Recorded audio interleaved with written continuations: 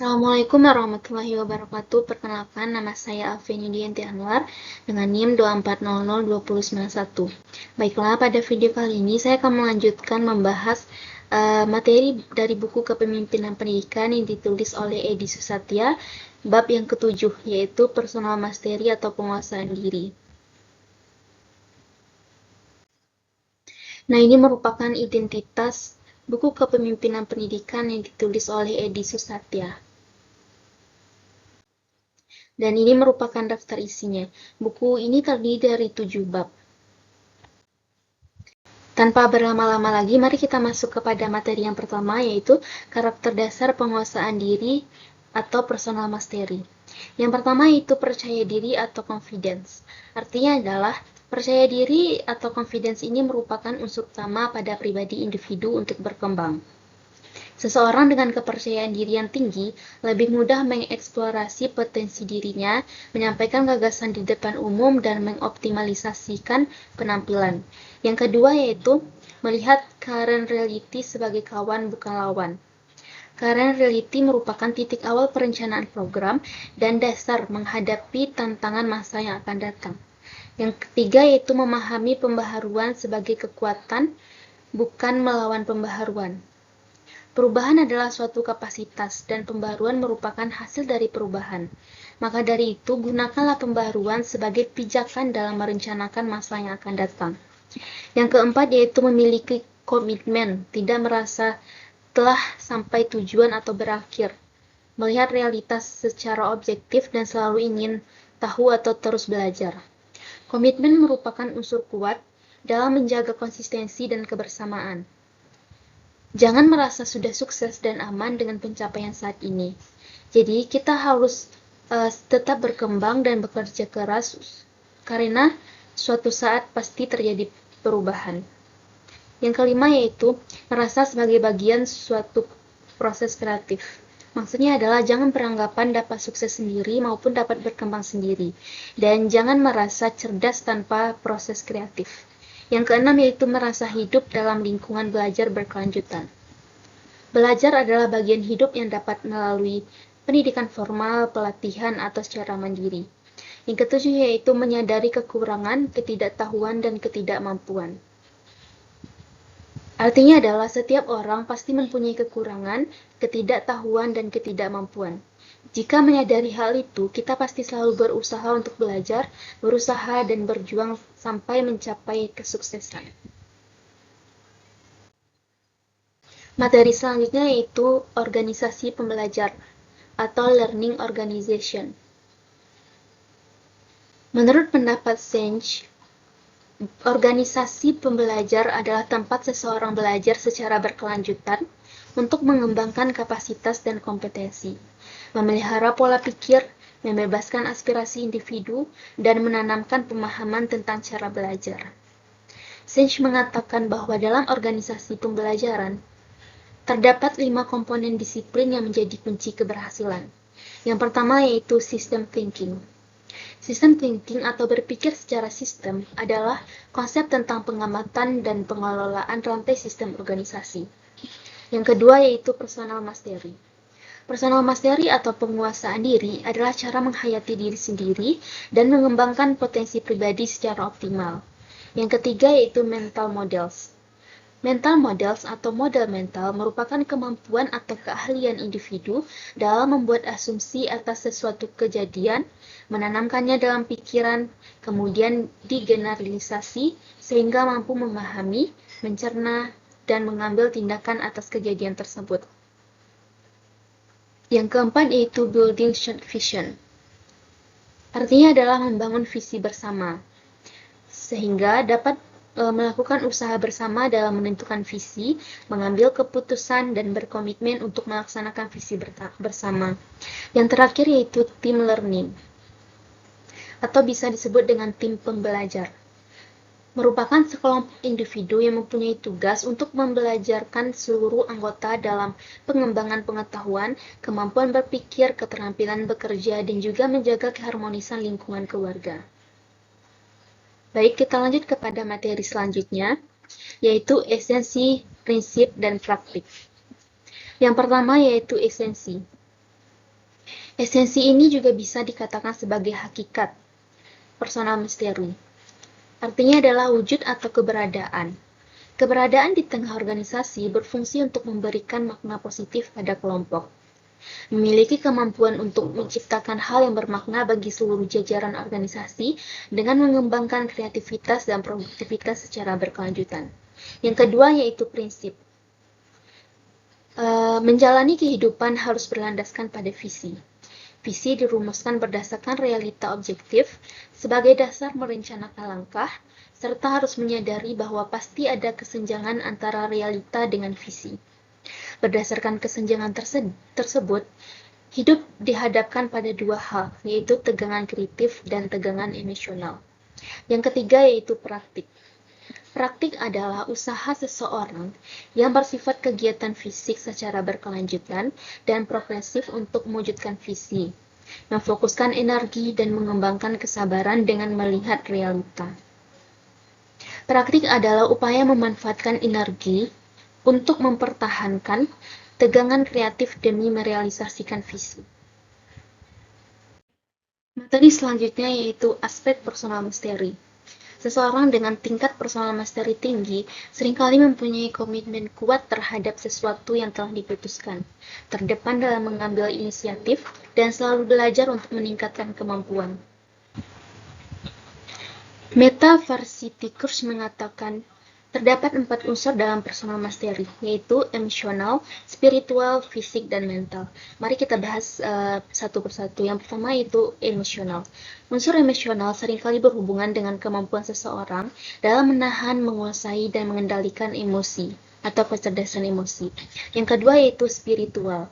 Unsur spiritual merupakan kemampuan seseorang dalam memahami suatu hal yang berhubungan dengan hati atau batin. Yang ketiga yaitu fisik.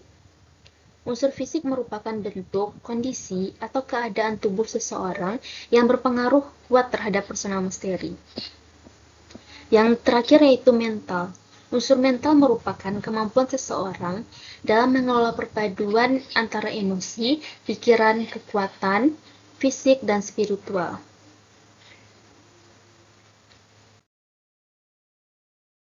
Selanjutnya yaitu disiplin penguasaan diri atau The Discipline of Personal Mastery.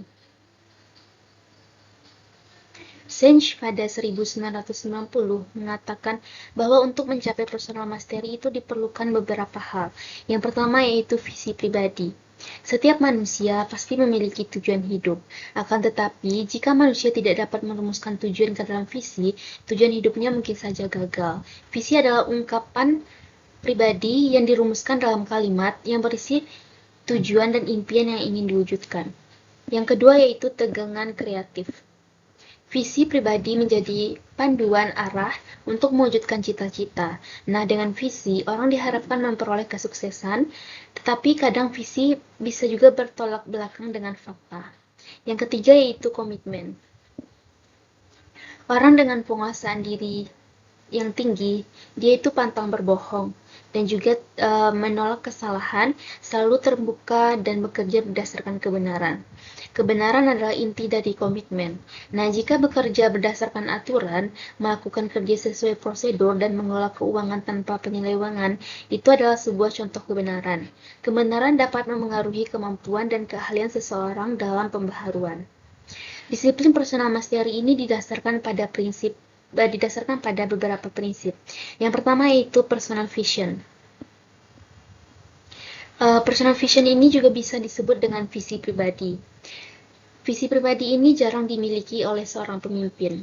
Pemimpin selalu mempunyai tujuan, tetapi sedikit yang merumuskan personal vision. Visi pribadi dapat menguatkan tekad dan disiplin untuk memfokuskan pikiran, sehingga peningkatan motivasi, kekuatan, dan hasrat berubah. Yang kedua yaitu personal purpose atau tujuan pribadi. Artinya adalah target yang ingin diwujudkan seseorang untuk meningkatkan kualitas hidup. Tujuan setiap orang itu pasti berbeda-beda, tetapi kadang juga ada persamaannya, sehingga sering terjadi benturan kepentingan. Yang ketiga yaitu keseimbangan. Keseimbangan ini sangat diperlukan setiap orang untuk meminimalisir kesenjangan visi dengan fakta. Perbedaan antara visi dengan fakta disebut tegangan kreatif. Yang keempat yaitu mengurangi pertentangan antar anggota akibat dari visi pribadi, tujuan, dan penguasaan diri. Yang kelima yaitu komitmen. Komitmen pada kebenaran adalah unsur pokok dalam penguasaan diri, berpikir, bekerja, dan berkreasi berdasarkan kebenaran, menjamin tumbuhnya komitmen dan merealisasikan visi bersama. Dan yang terakhir yaitu efek bawah sadar.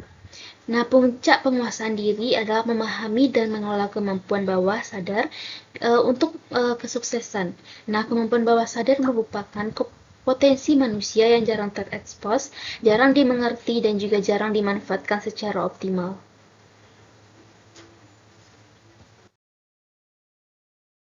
Materi selanjutnya yaitu dimensi personal misteri. Senge pada 1990 menyatakan bahwa fungsi penguasaan diri adalah merealisasikan tujuan dan mengukur keberhasilan tujuan.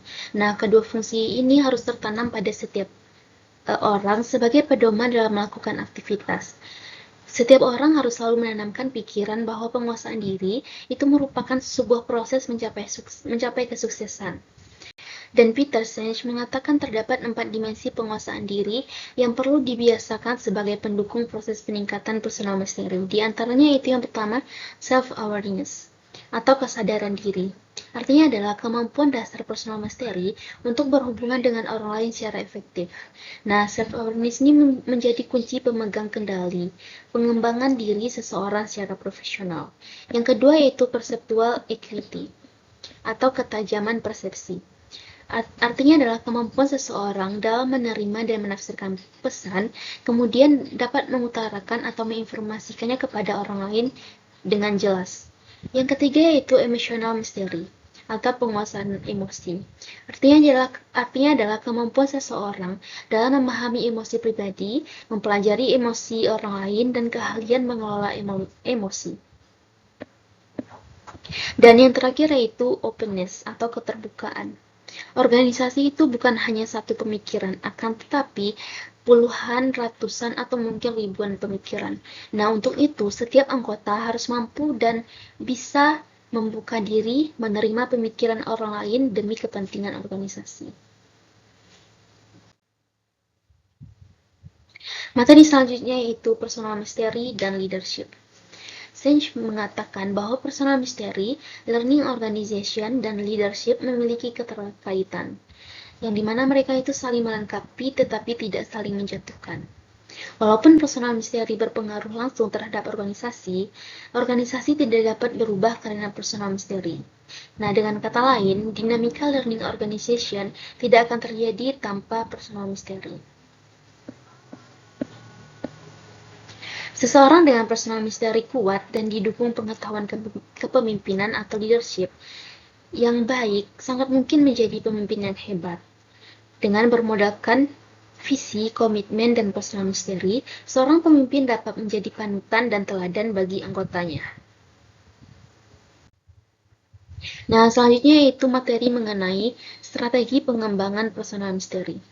Personal mystery merupakan pilihan terbaik dalam disiplin pembelajaran, karena di samping mengembangkan kemampuan individu, personal mystery juga berperan dalam mendorong kompetensi orang lain. Senge 1990 menjelaskan bahwa untuk mengembangkan personal mystery itu dapat dilakukan dengan 4 hal. Yang pertama yaitu berpikir sistematis. Berpikir sistematis adalah upaya mengelola daya pikir untuk saling menghubungkan satu sama lain dalam satu rangkaian atau sistem yang teratur. Sistematis berarti tidak berdiri sendiri, akan tetapi berdiri atas beberapa bagian atau komponen yang saling berkaitan. Yang kedua yaitu menaksir realitas saat ini. Realitas saat ini merupakan batu pijakan untuk merencanakan masa yang akan datang. Nah, maka dari itu, untuk memperoleh taksiran besarnya pengaruh realitas saat ini terhadap perubahan masa yang akan datang, itu diperlukan analisis. Taksiran ini dapat dilakukan dengan teknik analisis SWOT atau analisis internal eksternal. Yang ketiga yaitu menjaga keseimbangan. Keseimbangan dalam hal apapun perlu kita jaga supaya tidak terjadi ketimpangan atau kesenjangan terlalu lebar. Nah, dengan menjaga keseimbangan dalam mempertahankan pendapat, kita lakukan untuk Yang ketiga yaitu menjaga keseimbangan. Keseimbangan dalam hal apapun perlu kita jaga supaya tidak terjadi ketimpangan atau kesenjangan yang terlalu lebar. Yang keempat yaitu membuat makna bersama. Membuat makna bersama itu tujuannya untuk memupuk kebersamaan, keharmonisan, dan persatuan. Jika suatu organisasi sudah menyepakati makna kebersamaan, pasti akan terjamin keharmonisan dan kebersatuan. Materi selanjutnya yaitu penerapan personal mastery di sekolah. Personal mastery atau penguasaan diri adalah kemampuan belajar seseorang dalam mengembangkan kapasitas pribadi untuk mencapai keberhasilan pendidikan di sekolah. Meningkatnya kapasitas pribadi diharapkan dapat mendukung warga sekolah menuju sasaran yang telah direncanakan. Sage 1994 mengatakan ada dua unsur penguasaan diri dalam membangun organisasi pembelajar, yaitu guru harus mempunyai visi dan guru harus memahami realita saat ini. Nah, dari penjelasan materi tersebut dapat kita simpulkan bahwa personal mastery adalah kemampuan seseorang dalam penguasaan diri agar membawa dampak keberhasilan organisasi. Setiap individu harus belajar berkelanjutan, mempunyai visi yang jelas, kreatif, dan berkomitmen pada kebenaran. Orang dengan personal mastery yang tinggi seringkali memiliki komitmen kuat terhadap suatu hal, sering mengambil inisiatif, dan terus mengembangkan kemampuan untuk mewujudkan kesuksesan hidup. Baik, sekian penjelasan dari saya. Apabila ada kesalahan kata, saya mohon maaf. Wabillahi taufiq wal hidayah. Assalamualaikum warahmatullahi wabarakatuh.